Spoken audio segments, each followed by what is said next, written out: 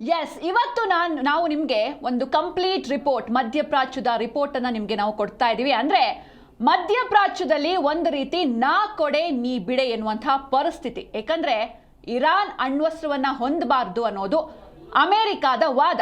ಆದ್ರೆ ಇದಕ್ಕೆ ಇರಾನ್ ಒಪ್ತಾ ಇಲ್ಲ. ಜೊತೆಗೆ ಟ್ರಂಪ್ ಅವರು 72 ಗಂಟೆಗಳ ಒಂದು ಡೆಡ್ ಲೈನ್ ಕೂಡ ನೀಡಿದ್ದಾರಂತೆ ಇರಾನ್ಗೆ. ಅಷ್ಟರೊಳಗೆ ಒಪ್ಪಂದವನ್ನ ಮಾಡ್ಕೊಳ್ಬೇಕು, ಇಲ್ದಿದ್ರೆ ಮತ್ತೊಂದು ಮಹಾಯುದ್ಧ ನಡೆಯುವಂತಹ ಒಂದು ಎಲ್ಲಾ ಸೂಚನೆ ಕೂಡ ಸಿಗ್ತಾ ಇದೆ. ಹೀಗಾಗಿ ಇಡೀ ಜಗತ್ತು ಕಾತುರದಿಂದ ಅಥವಾ ಭಯದಿಂದ ನೋಡ್ತಾ ಇದೆ. ಮತ್ತೊಮ್ಮೆ ಇಡೀ ಜಗತ್ತು 3ನೇ ಮಹಾಯುದ್ಧದ ಸನಿಹಕ್ಕೆ ಹೋಗ್ತಾ ಇದೆ ಅನ್ನುವಂಥ ಪ್ರಶ್ನೆಗಳು ಮೂಡ್ತಾ ಇದೆ. ಇದು ಒಂದ್ ಕಡೆ ಆದ್ರೆ, ಇನ್ನೊಂದ್ ಕಡೆ ಇಸ್ರೇಲ್ ಹಾಗೂ ಗಾಜಾ ಆ ತಿಕ್ಕಾಟ ಕೂಡ ಜೋರಾಗಿ ನಡೀತಾ ಇದೆ. ಗಾಜಾವನ್ನ ಕಂಪ್ಲೀಟ್ ಆಗಿ ಕಂಟ್ರೋಲ್ಗೆ ತಗೊಳ್ಬೇಕು ಅಂತ ಇಸ್ರೇಲ್ ಯೋಚನೆ ಮಾಡ್ತಾ ಇದೆ. ಜೊತೆಗೆ ಈ ಮಧ್ಯಪ್ರಾಚ್ಯದ ಯುದ್ಧ ಜಾಗತಿಕವಾಗಿ ಸಾಕಷ್ಟು ಪರಿಣಾಮವನ್ನ ಬೀರ್ತಾ ಇದೆ. ಅಮೆರಿಕ ಒಂದಷ್ಟು ಪ್ಲಾನ್ಗಳನ್ನ ಮಾಡ್ಕೊಂಡಿದೆ. ನಾವು ನೆನ್ನೆಯ DNA ನಲ್ಲೂ ಕೂಡ ಹೇಳಿದ್ದೆ, ಶಾಂತಿ ಒಪ್ಪಂದ ಅನ್ನುವಂಥ ಮಾತುಕತೆಗಳು ನಡೀತಾ ಇದೆ. ಸೀಸ್ ಫೈರ್ ಅಂತ ಹೇಳ್ತೀವಿ, ಬಟ್ ಸ್ಟಿಲ್ ಶಾಂತಿ ಒಪ್ಪಂದದ ಕರಡು ಪ್ರತಿ ಏನಿತ್ತು, ಇರಾನ್ ಒಂದಷ್ಟು ಕಂಡೀಷನ್ಸ್ಗಳನ್ನ, ಪ್ರಸ್ತಾವನೆಗಳನ್ನ ಬರೆದು ಆ ಕರಡು ಪ್ರತಿಯನ್ನ ಶ್ವೇತಭವನಕ್ಕೆ ಕೊಟ್ಟಿತ್ತು. ಬಟ್ ಅದರಲ್ಲಿ ಒಂದಷ್ಟು ಮಾಡಿಫಿಕೇಶನ್ನ ಅಮೆರಿಕ ಮಾಡಿದೆ. ಒಂದಷ್ಟು ಮಾಡಿಫೈಡ್ ಕರಡು ಪ್ರತಿಯನ್ನ ಮತ್ತೆ ವಾಪಸ್ ಇರಾನ್ಗೆ ಕಳಿಸಿದೆ. ಇದಾದ ಮೇಲೆ ಟ್ರಂಪ್ ಅವರು ಒಂದು ಸ್ಟೇಟ್ಮೆಂಟ್ ಕೊಡ್ತಾರೆ. ಪರಮಾಣು ರಹಿತ ಇರಾನ್ ಆಗೋದು ನಮ್ಮ ಗುರಿ. ಅದು ಪರಮಾಣು ಏನು ತನ್ನ ಶಕ್ತಿ ಇದೆ ಅದನ್ನ ಹೊಂದಿರಬಾರ್ದು ಅನ್ನೋದಾಗಿ ಹೇಳಿರ್ತಾರೆ. ಹಾಗೆ ಇದಕ್ಕೆ ಇರಾನ್ ಕೂಡ ಒಪ್ಪಿಗೆಯನ್ನ ನೀಡಿದೆ ಅಂತ ಹೇಳಿದ್ರು. ಬಟ್ ಇದಕ್ಕೆ ಇರಾನ್ ಈ ಸ್ಟೇಟ್ಮೆಂಟ್ನ ರಿಜೆಕ್ಟ್ ಮಾಡಿದೆ. ಹಾಗಾದ್ರೆ ನಾನು ಆಗ್ಲೇ ಹೇಳ್ದಾಗೆ ಟ್ರಂಪ್ ಅವರು ಒಂದು ಡೆಡ್ ಲೈನ್ ಕೊಟ್ಟಿದ್ದಾರೆ, 72 ಗಂಟೆಗಳ ಡೆಡ್ ಲೈನ್. ಏನದು ಡೆಡ್ ಲೈನ್? ಒಪ್ಪಂದಕ್ಕೆ ಟ್ರಂಪ್ ಡೆಡ್ ಲೈನ್ ನೀಡಿದ್ದಾರೆ. ಇರಾನ್ ಅಣ್ವಸ್ತ್ರವನ್ನು ತ್ಯಜಿಸೋದಕ್ಕೆ ಒಪ್ಪಿದೆ ಅಂತ ಅಮೆರಿಕ ಅಧ್ಯಕ್ಷ ಡೊನಾಲ್ಡ್ ಟ್ರಂಪ್ ಹೇಳಿದ್ದಾರೆ. ಬಟ್ ಇದಕ್ಕೆ ಇರಾನ್ ರಿಯಾಕ್ಟ್ ಮಾಡಿದೆ. ಏನಂತ ರಿಯಾಕ್ಟ್ ಮಾಡಿದೆ? ಟ್ರಂಪ್ ಹೇಳಿಕೆಯನ್ನ ತಕ್ಷಣವೇ ತಳ್ಳಿ ಹಾಕಿದ್ದಾರೆ ಇರಾನ್ ಮುಖ್ಯ ಸಂಧಾನಕಾರ. ಮೊದಲಿಗೆ ನೀವು ನಮ್ಮ $12 ಬಿಲಿಯನ್ ಆಸ್ತಿಯನ್ನ ನೀವೇನು ವಶದಲ್ಲಿ ಇಟ್ಕೊಂಡಿದ್ದೀರಾ ಅದನ್ನ ರಿಲೀಸ್ ಮಾಡಿ. ಫಸ್ಟ್ ಆಫ್ ಆಲ್ ಆರ್ಥಿಕವಾಗಿ ಸಾಕಷ್ಟು ಕುಗ್ಗಿ ಹೋಗಿದೆ ಇರಾನ್ ಈ ಯುದ್ಧದಿಂದ. ಜೊತೆಗೆ ಈ $12 ಬಿಲಿಯನ್ ಆಸ್ತಿ ನಮ್ಮ ಆಸ್ತಿ, ನಿಮ್ಮ ಕಂಟ್ರೋಲ್ನಲ್ಲಿ ಏನಿದೆ ಅದನ್ನ ರಿಲೀಸ್ ಮಾಡಿ. ರಿಲೀಸ್ ಮಾಡದೆ ಹೋದ್ರೆ ನಾವು ಯಾವುದೇ ಒಪ್ಪಂದಕ್ಕೂ ಕೂಡ ಬರೋದಿಲ್ಲ. ಹಾಗೆ ಆರ್ಥಿಕ ನಿರ್ಬಂಧ ತೆರವು ಮತ್ತು ಹಕ್ಕುಗಳ ರಕ್ಷಣೆಗೆ ಟೆಹರಾನ್ ಕೂಡ ಬಿಗಿ ಪಟ್ಟನ್ನ ಹಿಡಿದಿದೆ. ಹಾರ್ಮುಜ್ ಜಲಸಂಧಿಯ ಭದ್ರತಾ ನಿಯಂತ್ರಣ ಏನದು ಕಂಟ್ರೋಲ್ ಏನಿದೆ ಅದನ್ನ ಬಿಟ್ಟು ಕೊಡೋದಕ್ಕೆ ಇರಾನ್ ಒಪ್ತಾ ಇಲ್ಲ. ಬಟ್ ಅಮೆರಿಕಾದ ಥಾಟೇ ಬೇರೆ, ಇದ್ರ ಆಪೋಸಿಟ್ ಇದೆ ಅಮೆರಿಕ. ಯಾಕಂದ್ರೆ ಕಂಪ್ಲೀಟ್ ಆಗಿ ಹಾರ್ಮುಜ್ ಜಲಸಂಧಿಯನ್ನ, ಸ್ಟೇಟ್ ಆಫ್ ಹಾರ್ಮುಜ್ ಅನ್ನ ಕಂಪ್ಲೀಟ್ ಆಗಿ ತನ್ನ ಕಂಟ್ರೋಲ್ಗೆ ತಗೊಳ್ಬೇಕು ಅಂತ ಅಮೆರಿಕ ಇದೆ. ಈ ಒಂದು ವಿಚಾರಗಳಲ್ಲಿ ಫಸ್ಟ್ ಆಫ್ ಆಲ್ ಈ ನ್ಯೂಕ್ಲಿಯರ್ ಪವರ್ ವಿಚಾರ, ಎರಡನೇದಾಗಿ ಈ ಹಾರ್ಮುಜ್ ಜಲಸಂಧಿ ವಿಚಾರ, ಈ ವಿಚಾರಗಳು, ಹಾಗೆ ಲೆಬನಾನ್ ಮೇಲೆ ಇಸ್ರೇಲ್ ದಾಳಿಯನ್ನ ಮಾಡಬಾರ್ದು ಅನ್ನುವಂಥ ವಿಚಾರ, ಇವು ಪ್ರಮುಖ ತಿಕ್ಕಾಟಕ್ಕೆ ಕಾರಣ ಆಗ್ತಾ ಇದೆ. ಶತ್ರುವಿನ ಮಾತು ಮತ್ತು ಸುಳ್ಳು ಭರವಸೆಗಳನ್ನ ನಂಬಲ್ಲ ಅಂತ ಇರಾನ್ ಸ್ಪೀಕರ್ ಕೂಡ ಹೇಳಿದ್ದಾರೆ. ಅಂದ್ರೆ ಇರಾನ್ ಒಪ್ಪಿದೆ ಈ ಒಂದು ಅಣ್ವಸ್ತ್ರವನ್ನ ತ್ಯಜಿಸೋದಕ್ಕೆ ಅಂತ ಟ್ರಂಪ್ ಅವರು ಹೇಳಿದ್ರು. ಬಟ್ ಇದೆಲ್ಲವೂ ಕೂಡ ಸುಳ್ಳು. ನಾವು ಆ ರೀತಿ ಯಾವುದೇ ಒಪ್ಪಿಗೆಯನ್ನ ನೀಡಿಲ್ಲ. ನಾವು ಅಣ್ವಸ್ತ್ರವನ್ನ ತ್ಯಜಿಸೋದಿಲ್ಲ. ಇದರ ಜೊತೆಗೆ ಹಾರ್ಮುಜ್ ಜಲಸಂಧಿ ನಮ್ಮ ಕಂಟ್ರೋಲ್ನಲ್ಲೇ ಇರಬೇಕು, ಅದು ಬೇರೆಯವರ ಕಂಟ್ರೋಲ್ಗೆ ಹೋಗೋದಕ್ಕೆ ನಾವು ಬಿಡೋದಿಲ್ಲ. ಹಾಗೆ ಲೆಬನಾನ್ ಮೇಲೂ ಕೂಡ ಇಸ್ರೇಲ್ ದಾಳಿಯನ್ನ ನಡೆಸ್ತಾ ಇದೆ, ಅದನ್ನ ನಿಲ್ಲಿಸಬೇಕು ತಕ್ಷಣವೇ. ಎಲ್ಲಿವರೆಗೂ ನಾವು ಕೇಳಿರುವಂಥ ಕಂಡೀಷನ್ಸ್ ಅಥವಾ ಡಿಮಾಂಡ್ಸ್ಗಳನ್ನ ನೀವು ಫುಲ್ಫಿಲ್ ಮಾಡೋದಿಲ್ವೋ ಅಲ್ಲಿವರೆಗೂ ಕೂಡ ಈ ಯುದ್ಧ ಕಂಟಿನ್ಯೂ ಆಗ್ತಾನೆ ಇರುತ್ತೆ ಅಂತ, ಅಥವಾ ಶಾಂತಿ ಒಪ್ಪಂದ ನಡೆಯೋದಿಲ್ಲ ಅಂತ ಇರಾನ್ ಹೇಳ್ತಾ ಇದೆ. ಇದರ ಜೊತೆಗೆ $12 ಬಿಲಿಯನ್ ಆಸ್ತಿ ಏನಿತ್ತು ಅದು ಕೂಡ ರಿಲೀಸ್ ಆಗಬೇಕು. ರಿಲೀಸ್ ಆಗಲಿಲ್ಲ ಅಂದರೆ ಯಾವುದೇ ಕಾರಣಕ್ಕೂ ಒಪ್ಪಂದ ನಡೆಯೋದಿಲ್ಲ ಅಂತಲೂ ಕೂಡ ಹೇಳಿದೆ. ಹಾಗೆ ಆರ್ಥಿಕ ನಿರ್ಬಂಧ ತೆರವು ಮತ್ತು ಹಕ್ಕುಗಳ ರಕ್ಷಣೆಗೆ ಟೆಹರಾನ್ ಕೂಡ ಪಟ್ಟು ಹಿಡಿದಿದೆ. ಹಾರ್ಮುಜ್ ಜಲಸಂಧಿಯ ಭದ್ರತಾ ನಿಯಂತ್ರಣವನ್ನು ಬಿಟ್ಟುಕೊಡೋದಕ್ಕೆ ಸ್ಪಷ್ಟವಾಗಿ ರಿಜೆಕ್ಟ್ ಮಾಡಿದೆ. ಶತ್ರುವಿನ ಮಾತು ಹಾಗೂ ಸುಳ್ಳು ಭರವಸೆಗಳನ್ನು ನಾವು ನಂಬೋದಿಲ್ಲ ಅಂತ ಇರಾನ್ ಸಂಸತ್ತಿನ ಸ್ಪೀಕರ್ ಮೊಹಮ್ಮದ್ ಬಾಗೇರ್ ಘಾಲಿಬಾಫ್ ಅವರು ಅಮೆರಿಕ ವಿರುದ್ಧ ಘರ್ಜಿಸಿದ್ದಾರೆ. ಒಟ್ಟಾರೆಯಾಗಿ ಯಾರು ಕೂಡ ಸೋಲ್ತಾ ಇಲ್ಲ, ಇದರಲ್ಲಿ ಯಾರು ಕೂಡ ಸೋಲ್ತಾ ಇಲ್ಲ.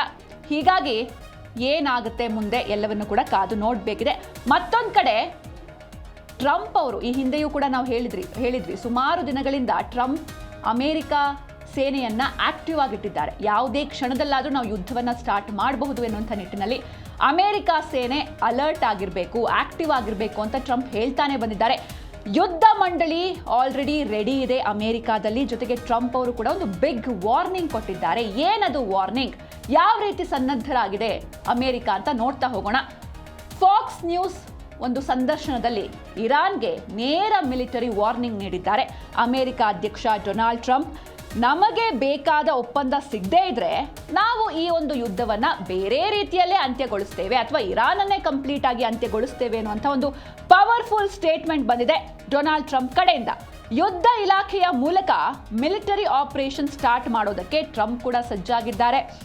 ಹಾಗೆ ಹಾರ್ಮುಜ್ ಜಲಸಂಧಿಯನ್ನ ಮುಕ್ತಗೊಳಿಸೋದಕ್ಕೆ ಇರಾನ್ಗೆ ಗಡುವು ನೀಡಿದ್ದಾರೆ. ಅದು ಎಷ್ಟು ದಿನಗಳ ಗಡುವು? ಕೇವಲ 3 ದಿನಗಳ ಗಡುವು ಅಷ್ಟೇ. 72 hours ಡೆಡ್ಲೈನ್ ಇದೆ. ಹಾಗೆ ಆಕ್ಸಿಯೋಸ್ ವರದಿಯ ಪ್ರಕಾರ ಒಪ್ಪಂದದ ಕರಡಿನಲ್ಲಿ ಟ್ರಂಪ್ ಮಹತ್ವದ ಬದಲಾವಣೆ ಮಾಡಿದ್ದಾರೆ. ಇದ್ರ ಬಗ್ಗೆ ನಾವು ನಿನ್ನೆ ಇನ್ ಡೀಟೇಲ್ ಆಗಿ ನಾವು ನಿಮಗೆ ಮಾಹಿತಿಯನ್ನು ಕೊಟ್ಟಿದ್ವಿ. ಆ ಶಾಂತಿ ಒಪ್ಪಂದದ ಕರಡಿನಲ್ಲಿ ಒಂದಷ್ಟು ಮಾಡಿಫಿಕೇಶನ್ಸ್ ಮಾಡಿ ಟ್ರಂಪ್ ಅವರು ವಾಪಸ್ ಇರಾನ್ಗೆ ಪರಿಶೀಲನೆಗೆ ಅಂತ ಇರಾನ್ಗೆ ವಾಪಸ್ ಕಳಿಸಿದ್ದಾರೆ.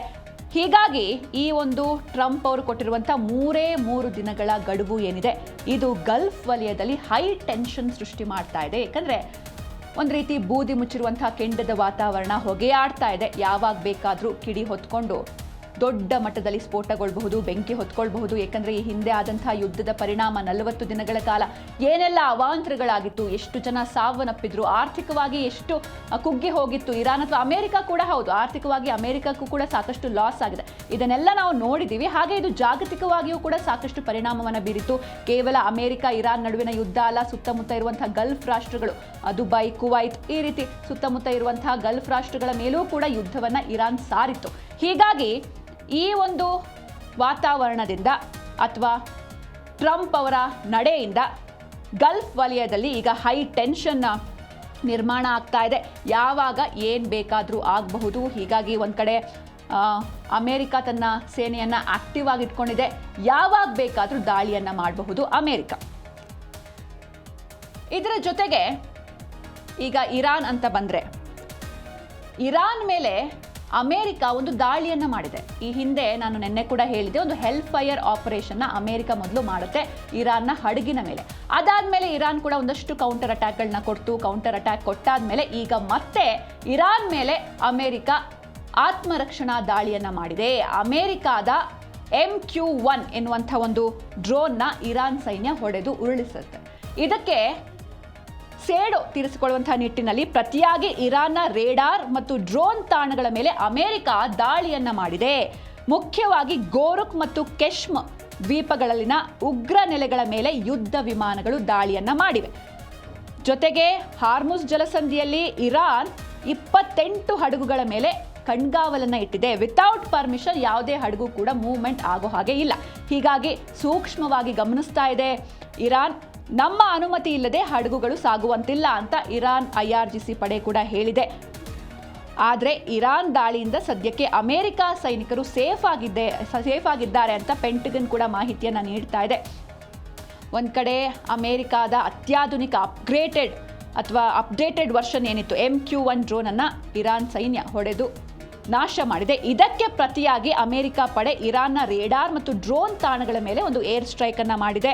ಹಾಗೆ ಅಮೆರಿಕದ ಯುದ್ಧ ವಿಮಾನಗಳು ಮುಖ್ಯವಾಗಿ ಟೆರರಿಸ್ಟ್ ನೆಲೆಗಳು ಏನಿತ್ತು, ಈ ಗೋರುಕಲ್ಲಾಗಿರ್ಬೋದು ಅಥವಾ ಈ ಕೆಶ್ಮ್ ದ್ವೀಪಗಳಲ್ಲಿ ಉಗ್ರ ನೆಲೆಗಳೇನಿತ್ತು ಅದನ್ನು ಟಾರ್ಗೆಟ್ ಮಾಡಿ ದಾಳಿಯನ್ನು ನಡೆಸಿದೆ. ಇನ್ನೊಂದು ಕಡೆ ಹಾರ್ಮುಜ್ ಜಲಸಂಧಿಯಲ್ಲಿ ಇರಾನ್ನ IRGC ಪಡೆ ಯಾವೆಲ್ಲ ಹಡಗುಗಳು ನಮ್ಮ ಇರಾನ್ನ ಪರ್ಮಿಷನ್ ಇಲ್ಲದೇನೆ ವಿತೌಟ್ ಪರ್ಮಿಷನ್ ಮೂವ್ಮೆಂಟ್ ಆಗ್ತಾ ಇದೆ ಅದರ ಕಡೆ ಟೋಟಲ್ ಆಗಿ ಒಂದು 28 ಹಡಗುಗಳ ಮೇಲೆ ತನ್ನ ನಿಗಾ ಇಟ್ಟಿದೆ. ಜೊತೆಗೆ ಇರಾನ್ನ ಪ್ರಚೋದನೆಗೆ ಅಮೆರಿಕ ಪ್ರತಿದಾಳಿಯನ್ನ ನಡೆಸಿದೆ. ಸದ್ಯಕ್ಕೆ ಅಮೆರಿಕ ಸೈನಿಕರೆಲ್ಲರೂ ಕೂಡ ಸೇಫ್ ಆಗಿದ್ದಾರೆ ಅಂತ ಪೆಂಟಗನ್ ಕೂಡ ಸ್ಪಷ್ಟಪಡಿಸಿದೆ. ಇದರಲ್ಲಿ ಯಾವುದೇ ಸಾವು ನೋವು ಸಂಭವಿಸಿಲ್ಲ ಎನ್ನುವಂಥ ಮಾಹಿತಿಗಳು ಸಿಗ್ತಾ ಇದೆ. ಅಂದರೆ ಮೇಲ್ನೋಟಕ್ಕೆ ಸೀಸ್ ಫೈರ್ ಶಾಂತಿ ಒಪ್ಪಂದ, ಬಟ್ ಒಳಗೊಳಗೆ ಸಂಘರ್ಷಗಳು ನಡೀತಾನೆ ಇದೆ. ಎಸ್ಪೆಷಲಿ ಈ ಹಾರ್ಮುಜ್ ಜಲಸಂಧಿಯಲ್ಲಿ ಈ ರೀತಿ ಹಡಗುಗಳನ್ನು ತಡೆಯೋದು ಅಥವಾ ಅದರೊಳಗಡೆ ಹೋಗಿ ತಪಾಸಣೆಯನ್ನು ನಡೆಸೋದು ಅಥವಾ ಅದ್ರ ಡೈರೆಕ್ಷನ್ನೇ ಚೇಂಜ್ ಮಾಡೋದು, ಈ ರೀತಿಯಾದಂತಹ ಒಂದಷ್ಟು ಸಂಘರ್ಷಗಳು, ತಿಕ್ಕಾಟ, ರಬ್ಬಿಂಗ್ ಒಳಗೊಳಗೇನೆ ನಡೀತಾ ಇದೆ. ಆದರೆ ಇದು ಯಾವಾಗ ದೊಡ್ಡ ಮಟ್ಟದಲ್ಲಿ ಸ್ಫೋಟಗೊಳ್ಳುತ್ತೋ ನಿಜಕ್ಕೂ ಆತಂಕವನ್ನು ಸೃಷ್ಟಿ ಮಾಡ್ತಾ ಇದೆ. ಎಸ್ಪೆಷಲಿ ಗಲ್ಫ್ ರಾಷ್ಟ್ರಗಳು ಹೈ ಟೆನ್ಷನ್ನಲ್ಲಿವೆ. ಯಾಕಂದರೆ ಎಫೆಕ್ಟ್ ಕೇವಲ ಇರಾನ್ ಹಾಗೂ ಅಮೆರಿಕ ನಡುವೆ ಆಗಲ್ಲ, ಸುತ್ತಮುತ್ತ ಇರುವಂಥ ಗಲ್ಫ್ ರಾಷ್ಟ್ರಗಳ ಮೇಲೆ ಎಫೆಕ್ಟ್ ಆಗುತ್ತೆ. ಯಾಕಂದರೆ ಹಿಂದೆ ನೋಡಿದ್ವಿ ಇರಾನ್ ಯಾವ ರೀತಿ ದುಬೈ, ಕುವೈತ್ ಮೇಲೆಲ್ಲ ಅಟ್ಯಾಕ್ ಮಾಡಿತ್ತು ಅಂತ. ಹೀಗಾಗಿ ಒಂದು ರೀತಿ ಇಡೀ ಜಗತ್ತನ್ನೇ ಆತಂಕಕ್ಕೆ ಎಡೆ ಮಾಡಿ ಕೊಡ್ತಾ ಇದೆ ಟ್ರಂಪ್ ಅವರ ಈ ನಡೆ. ಹೀಗಾಗಿ ಮುಂದೆ ಏನಾಗುತ್ತೆ ಅಂತ ಕಾದು ನೋಡಬೇಕು. ಇದಿಷ್ಟು ಅಮೆರಿಕ ಹಾಗೂ ಇರಾನ್ ಬಗ್ಗೆ. ಆದರೆ ಮತ್ತೊಂದು ಕಡೆ ನಾವು ಈಗ ಇಸ್ರೇಲ್ ಬಗ್ಗೆಯೂ ಕೂಡ ಮಾತಾಡಬೇಕಾಗುತ್ತೆ. ಇಸ್ರೇಲ್ ಒಂದು ಕಡೆ ಈ ಗಾಜಾವನ್ನು ಕಂಪ್ಲೀಟ್ ಆಗಿ ತನ್ನ ಕಂಟ್ರೋಲ್ಗೆ ತಗೊಳ್ಬೇಕು ಅಥವಾ ಕಂಪ್ಲೀಟ್ ಆಗಿ ಗಾಜಾನ ನಾಶ ಮಾಡಬೇಕು. ಇತಿಹಾಸದಲ್ಲೇ ಗಾಜಾ ಸ್ಟ್ರಿಪ್ ಆಫ್ ಗಾಜಾ ಅಥವಾ ಗಾಜಾ ಸ್ಟ್ರಿಪ್ ಅಂತ ಏನು ಕರಿತೀವಿ ಅದು ಇರಲೇಬಾರ್ದು, ಡಿಲೀಟ್ ಮಾಡಿಬಿಡ್ಬೇಕು ಎನ್ನುವಂಥ ನಿಟ್ಟಿನಲ್ಲಿ ಒಂದು ಹೊಸ ಪ್ಲಾನ್ ಅನ್ನು ಮಾಡ್ಕೊಂಡಿದೆ. ಹಾಗಾದ್ರೆ ಇಸ್ರೇಲ್ ಪಾಲಾಗುತ್ತಾ ಗಾಜಾ? ನೋಡ್ತಾ ಹೋಗೋಣ. ಗಾಜಾ ಪಟ್ಟಿಯ 70% ಪ್ರದೇಶವನ್ನ ತನ್ನ ಕಂಟ್ರೋಲ್ಗೆ ತಗೊಳ್ಬೇಕು ಅಂತ ಇಸ್ರೇಲ್ ಸೈನ್ಯಕ್ಕೆ ಆದೇಶವನ್ನು ನೀಡಲಾಗಿದೆ. ಗಾಜಾದಲ್ಲಿ ಭದ್ರತಾ ವಲಯಗಳನ್ನ ನಿರ್ಮಿಸಬೇಕು ಅಂತ ನೆತನ್ಯಾಹು ಅವರು ಒಂದು ಭರ್ಜರಿ ಪ್ಲಾನ್ ಅನ್ನ ಮಾಡ್ಕೊಳ್ತಾ ಇದ್ದಾರೆ. ಹಮಾಸ್ ಸಂಘಟನೆ ಏನಿದೆ, ಉಗ್ರ ಸಂಘಟನೆ, ಹಮಾಸ್ ಸಂಘಟನೆ ಯಾವಾಗ ಅಸ್ತಿತ್ವಕ್ಕೆ ಬಂತೋ ಆಗ ಅದು ಹೇಳಿದ ಒಂದೇ ಮಾತು, ಇಸ್ರೇಲ್ನ ನಾಶ ಮಾಡೋದೇ ನಮ್ಮ ಮುಖ್ಯ ಗುರಿ ಅಂತ. ಹೀಗಾಗಿ ಆ ಸಂಘಟನೆಯ ಸಂಪೂರ್ಣ ನಿರ್ಮೂಲನೆಯೇ ಇಸ್ರೇಲ್ನ ಇದೀಗ ಏಕೈಕ ಗುರಿಯಾಗಿದೆ. ಹಮಾಸ್ನ ಮುಖ್ಯಸ್ಥರಾದಂತಹ ಇಸ್ಮಾಯಿಲ್ ಹನಿಯೆ ಹಾಗೆ ಯಹ್ಯಾ ಸಿನ್ವರ್ ಅವರ ಹತ್ಯೆ ಕೂಡ ಸಕ್ಸಸ್ ಆಗಿದೆ. ಹಮಾಸ್ನ 80% ರಾಕೆಟ್ ಲಾಂಚರ್ಸ್ಗಳು ಹಾಗೆ ಸುರಂಗಗಳು ಜಾಲ ಏನಿತ್ತು ಅದೆಲ್ಲವೂ ಕೂಡ ಧ್ವಂಸ ಆಗಿದೆ. ಹಮಾಸ್ಗೆ ಇರಾನ್ನಿಂದ ಬರ್ತಾ ಇದ್ದ ಆರ್ಥಿಕ ನೆರವನ್ನು ಕೂಡ ಇಸ್ರೇಲ್ ಕಟ್ ಮಾಡಿದೆ. ಇರಾನ್ ಕಡೆಯಿಂದ ಹಮಾಸ್ಗೆ ಈಗ ಏನೋ ಸಪೋರ್ಟ್ ಕೂಡ ಸಿಗ್ತಾ ಇಲ್ಲ. ಜೊತೆಗೆ ಈ ಸಂಘರ್ಷಕ್ಕೆ ಕಾರಣ ಏನು, ಇಸ್ರೇಲ್ ಹಾಗೂ ಗಾಜಾ ನಡುವಿನ ಸಂಘರ್ಷಕ್ಕೆ ಕಾರಣ ಏನು ಅಂತ ಕ್ವಿಕ್ ಆಗಿ ನೋಡ್ತಾ ಹೋಗೋದಾದ್ರೆ, ಮೊದಲನೇದಾಗಿ ಈ ಗಾಜಾ ಪಟ್ಟಿ ಏನಿದೆ ಅಥವಾ ಗಾಜಾ ಸ್ಟ್ರಿಪ್ ಏನಿದೆ ಇದು ಉತ್ತರ ಹಾಗೂ ಪೂರ್ವಕ್ಕೆ ಇಸ್ರೇಲ್ ಜೊತೆ ಗಡಿಯನ್ನು ಹಂಚಿಕೊಳ್ಳುತ್ತೆ. ಹಾಗೆ ಈಜಿಪ್ಟ್ ಜೊತೆ ಸೌತ್ ವೆಸ್ಟ್ನಲ್ಲಿ ನೈಋತ್ಯ ದಿಕ್ಕಿನಲ್ಲಿ ಗಡಿಯನ್ನು ಹಂಚಿಕೊಳ್ಳುತ್ತೆ. ಇದಕ್ಕೆ ಈ ಒಂದು ಯುದ್ಧಕ್ಕೆ, ಈ ಗಾಜಾ ಹಾಗೂ ಇಸ್ರೇಲ್ ನಡುವಿನ ಯುದ್ಧಕ್ಕೆ ಒಂದಷ್ಟು ರೀಸನ್ಸ್ಗಳಿದೆ. ಫಸ್ಟ್ ರೀಸನ್ ಬಂದು ಭೂ ವಿವಾದ ಮತ್ತು ಧಾರ್ಮಿಕ ನಂಬಿಕೆ. ಏನಂದ್ರೆ ಇಸ್ರೇಲ್ ಹಾಗೂ ಪ್ಯಾಲೆಸ್ತೈನ್ ಎರಡೂ ದೇಶಗಳು ಕೂಡ ಜೆರುಸಲೆಂ ಈ ನಗರ ನಮ್ಮ ಕ್ಯಾಪಿಟಲ್ ಆಗಬೇಕು, ರಾಜಧಾನಿ ಅಂತ ಹಕ್ಕನ್ನು ಸಾಧಿಸ್ತಾ ಇವೆ. ಈ ಜೆರುಸಲೆಂ ಏನಿದೆ ಈ ನಗರ ಯಹೂದಿ, ಮುಸ್ಲಿಂ ಹಾಗೂ ಕ್ರೈಸ್ತ ಧರ್ಮಗಳು ಈ ಮೂವರಿಗೂ ಕೂಡ ಅತ್ಯಂತ ಪವಿತ್ರವಾದ ಸ್ಥಳ. ಇದರ ಜೊತೆಗೆ ಇನ್ನೊಂದು ಈ ಹಮಾಸ್ ಸಂಘಟನೆ 1987ರಲ್ಲಿ ಹಮಾಸ್ ಹುಟ್ಕೊಳ್ಳುತ್ತೆ. ಇಸ್ರೇಲ್ನ ನಾಶಪಡಿಸೋದೇ ತನ್ನ ಮುಖ್ಯ ಗುರಿ ಅಂತ ಅದು ಘೋಷಣೆ ಕೂಡ ಮಾಡಿತ್ತು. ಹೀಗಾಗಿ ಗಾಜಾ ಪಟ್ಟಿಯನ್ನು ತನ್ನ ಕಂಟ್ರೋಲ್ನಲ್ಲಿ ಇಟ್ಕೊಂಡು ಇಸ್ರೇಲ್ ಮೇಲೆ ನಿರಂತರವಾಗಿ ರಾಕೆಟ್ ದಾಳಿಗಳನ್ನು ಹಮಾಸ್ ಸಂಘಟನೆ ಮಾಡ್ತಾ ಬಂದಿದೆ. ಹೀಗಾಗಿ ಆ ಗಾಜಾ ಪಟ್ಟಿಯನ್ನೇ ತನ್ನ ಕಂಟ್ರೋಲ್ಗೆ ತಗೊಳ್ಬೇಕು ಅಂತ ನೆತನ್ಯಾಹು ಪ್ಲಾನ್ ಮಾಡ್ತಿದ್ದಾರೆ. ಹೀಗಾಗಿ ಇದು ಯಶಸ್ಸಾಗುತ್ತಾ, ಇನ್ನೆಷ್ಟು ಜನ ಇದಕ್ಕೆ ಬಲಿಯಾಗಬೇಕು ನಿಜಕ್ಕೂ ಗೊತ್ತಿಲ್ಲ. ಅಮಾಯಕರ ಬಲಿ ಆಗ್ತಾ ಇದೆ. ಹಾಗೆ ಇದು ಈಗ ನಾವು ಅಮೇರಿಕಾ ಇರಾನ್ ಆದರೆ ಲಾಸ್ಟ್ ಇಯರ್ ಒಂದು 20 ಡೇಸ್ ಇಸ್ರೇಲ್ ಹಾಗೂ ಇರಾನ್ ನಡುವೆ ಯುದ್ಧ ಆಗಿತ್ತು. ಹಾಗೆ ಈ ವರ್ಷದಲ್ಲೂ ಕೂಡ ಒಂದು 40 ದಿನ ಯುದ್ಧ ಆಗಿತ್ತು. ಆದರೆ ನಾವು ಇಸ್ರೇಲ್ ಹಾಗೆ ಗಾಜಾ ಅಂತ ನೋಡ್ತಾ ಹೋಗೋದಾದ್ರೆ ಇದು ಕಳೆದ ಒಂದು 2-2.5 ವರ್ಷಗಳಿಂದ ನಡೀತಾ ಇರುವಂತಹ ಯುದ್ಧ.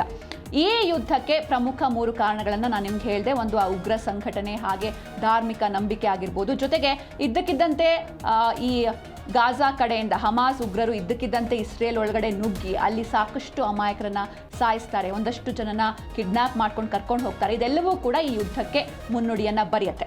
ಹಾಗಾದ್ರೆ ಈ 2 ವರ್ಷಗಳ ಮಹಾಯುದ್ಧ ಯಾವಾಗ ಸ್ಟಾರ್ಟ್ ಆಯಿತು, ಏನಾಯಿತು, ಏನು ಎತ್ತ, ಎಷ್ಟು ಜನ ಇದರಲ್ಲಿ ಸಾವನ್ನಪ್ಪಿದ್ರು ಎಲ್ಲವನ್ನೂ ಕೂಡ ನೋಡ್ತಾ ಹೋಗೋಣ.